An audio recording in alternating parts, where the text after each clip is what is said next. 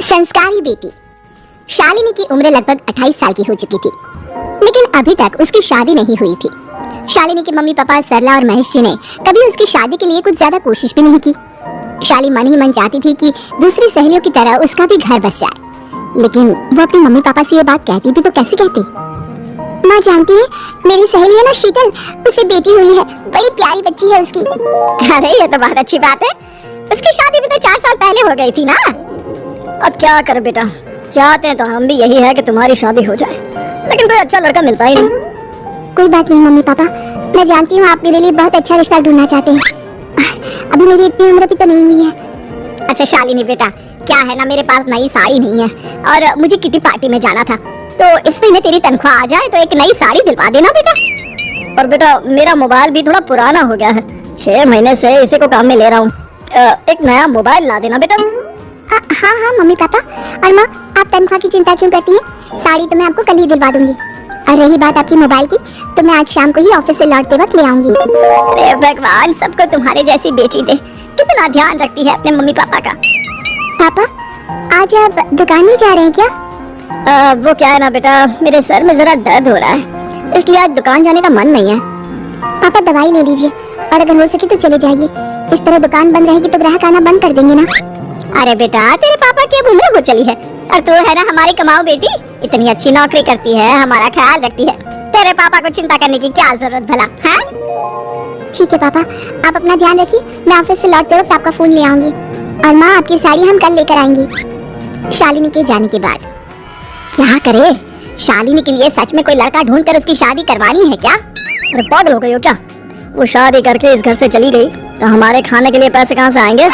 जानती हूँ वैसे भी आपको ना दुकान पर जाने में, काम करने में आलस आता है, अच्छे से पहचानती हूँ आपको। हाँ तो क्या हुआ, बेटी नौकरी करती है, जब बच्चे माँ बाप की कमाई पर मजाक कर सकते हैं, तो क्या माँ बाप बच्चों की कमाई पर थोड़े दिन चैन से जी नहीं सकते?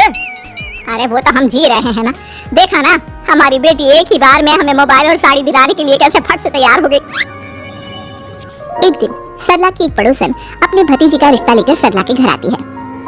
सरला बहन, ये मेरा भतीजा है प्रशांत, इसके लिए रिश्ता ढूंढ रही थी बहुत दिन से। अचानक से तुम्हारी बेटी का ख्याल आया। इतनी सुंदर और अच्छी नौकरी वाली लड़की है, मुझे तो बहुत पसंद है। अरे तुम्हारे पसंद करने से क्या होता है, मेरी बेटी को भी तो तुम्हारा भतीजा पसंद आना चाहिए ना। हाँ हाँ, ऐसे थोड़ी ना कि तुम्हें हमारी लड़की पसंद आ गई और हमने रिश्ता कर दिया। मेरा भतीजा बहुत बड़ी कंपनी में जॉब करता है। अंकल जी, मैंने आपकी बेटी को देखा है और वो मुझे बहुत पसंद है। हाँ हाँ, तुम्हें तो पसंद है, लेकिन हमें भी तो उससे एक बार पूछना पड़ेगा ना। तो बुलाइए ना शालिनी को, उससे पूछ लेते हैं कहाँ है वो। ऑफिस गई है और उसको आने में अभी देर लगेगी। लेकिन तभी शालिनी ऑफिस से आ गई। ये लीजिए, शालिनी भी आ गई, अब आमने सामने ही बात कर लेते हैं।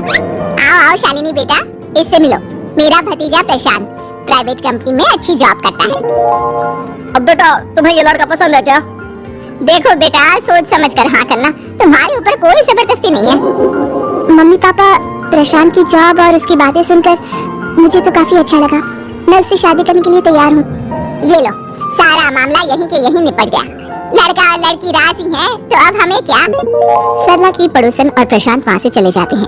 अगले दिन, क्या हुआ मम्मी पापा, आप इतने उदास क्यों लग रहे हैं? वो क्या है ना बेटा, तुमने शादी के लिए हाँ कर दी उस लड़के के साथ। तो क्या हुआ माँ, उस लड़के में कोई खोट है क्या? आपको वो पसंद नहीं? अरे नहीं नहीं बेटा, जिसमें तुम्हारी खुशी उसमें हमारी खुशी, हमें भी लड़का पसंद है। तो फिर क्या बात है, अगर कुछ भी है तो आप मुझे बता सकते हैं। तुम्हारी माँ ये सोच सोच कर परेशान है कि तुम्हारे बाद हमारा क्या होगा। तुम हमारी इकलौती बेटी हो, हमारा बुढ़ापा कैसे कटेगा। अब बेटा, हम अपने बारे में सोचकर तुम्हें जिंदगी भर शादी करने से रोक तो नहीं सकते ना। जाओ, तुम अपनी जिंदगी में खुश रहो, हमारा क्या है, जैसे तैसे जी लेंगे। हाँ बात तो सही है बेटा, कैसे भी करके मैं दुकान का काम कर लूंगा, तुम और प्रशांत शादी करके खुश रहो। अपने माँ बाप की बात सुनकर शालिनी काफी दुखी हो जाती है। उसे लगने लगता है कि वाकई में उसकी शादी हो जाने के बाद उसके माँ और बाप का ख्याल कौन रखेगा। और यही सोचकर वो एक दिन प्रशांत से मिलती है। देखो प्रशांत, तुम मुझे बहुत पसंद हो, लेकिन मैं चाहकर भी तुमसे शादी नहीं कर सकती। अरे क्या हुआ शालिनी, क्या तुम मेरी किसी बात से परेशान हो? नहीं प्रशांत, मैं अपने माँ बाप की इकलौती संतान हूँ। अगर मैं भी शादी करके घर से चली गई तो उनका ख्याल कौन रखेगा, उनका खर्चा कौन उठाएगा। तो क्या तुम सारी जिंदगी शादी नहीं करोगी? शायद नहीं प्रशांत, और अगर अपने माँ बाप के लिए ये भी करना पड़े तो इसमें गलत क्या है।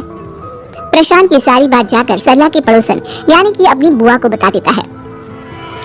ये सरला तो बड़ी चालाक निकली। प्रशांत वो अपनी बेटी के साथ खेल खेल रही है। कैसा खेल? आप क्या कहना चाहती हैं? अरे शालिनी बहुत सीधी और संस्कारी लड़की है, लेकिन ये सरला और महेश एक नंबर के चालाक। बुआ जी, आपकी बात सही है, लेकिन अपनी बेटी के साथ भला कोई क्यों चालाकी करेगा? वो तो मैं तुझे कल बताऊंगी। तो कल सुबह मेरे साथ शालिनी के घर चलना।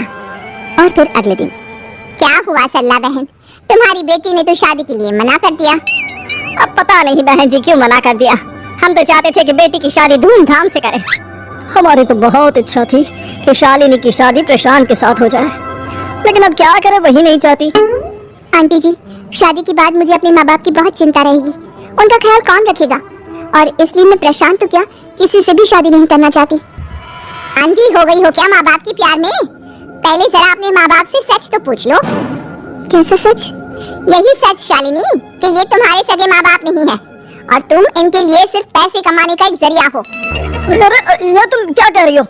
सच ही तो कह रही हूँ भाई साहब। अब सीधे सीधे अपनी बेटी को अपनी सच्चाई बताओगे या फिर मैं कोई दूसरा तरीका निकालूं? हमें माफ कर दो शालिनी, वो क्या है ना, हमारी कोई औलाद नहीं थी और जब तुम छोटी थी तो हमने तुम्हें गोद ले लिया था। तो इस नाते तुम आपकी बेटी ही हुई ना? लेकिन तुम्हें गोद लेने का हमारा सिर्फ एक ही मकसद था कि बड़ी होकर तुम नौकरी करो और हमारे लिए पैसे कमाओ, क्योंकि तुम्हारे पापा को काम करने में बहुत आलस आता है। और ये सच है कि हम ही नहीं चाहते थे कि तुम्हारी कभी भी शादी हो। कोई बात नहीं मम्मी पापा, आपने मुझे गोद लिया, पाल पोस कर बड़ा किया, भले ही इसके पीछे आपका कोई भी इरादा सही, लेकिन मैं आपकी बेटी हूँ। शादी तो मैं प्रशांत के साथ कर लूंगी, लेकिन उसके बाद भी जिंदगी भर आप दोनों का ख्याल रखूंगी। शालिनी की बातें सुनकर सरला और महेश को अपनी गलती का एहसास होता है और वो उससे माफी मांगते हैं।